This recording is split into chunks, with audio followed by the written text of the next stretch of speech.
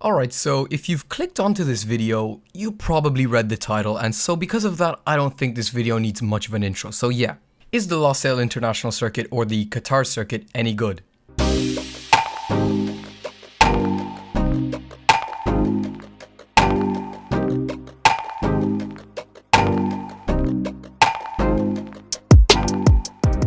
Well, let's get the first thing out of the way. This track seems to be designed solely for something like MotoGP and not F1, and that's why you hear a lot of negative opinions going around right now.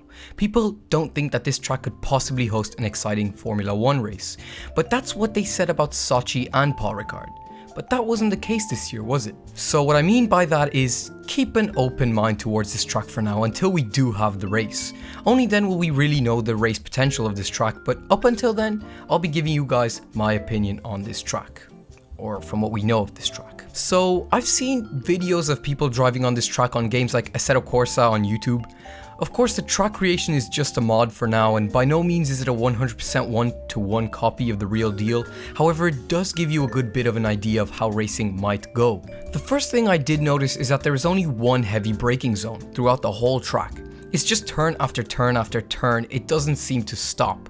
That I think could be a problem, because what are heavy braking zones great for? Overtaking. And what do we want generally when watching an F1 race? Overtaking.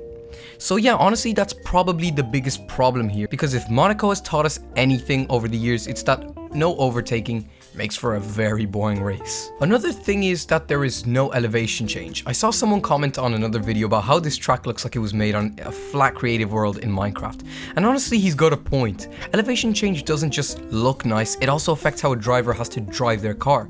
The braking zones, things like that.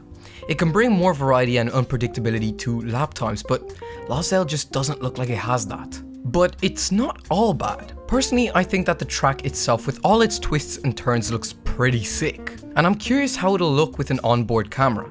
On top of that, what's stopping us from having a great qualifying session in Qatar?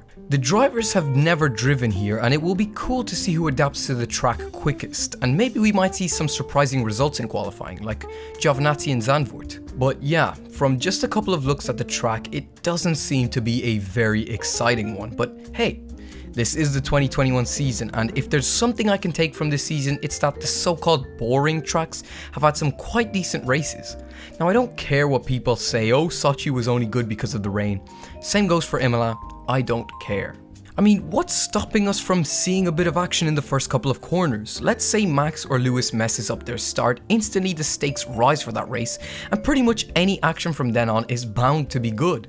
I'm pretty sure it's safe to say that we're all expecting Lewis and Max to line up at the front of the grid in that race, and we all know that neither of these guys leave an inch of room for one another, so who knows what could happen, you know what I'm saying?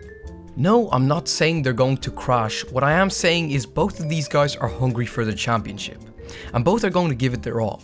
And we're nearing the closing stage of the season, and it's super close at this moment in time, so what's stopping us from seeing some action?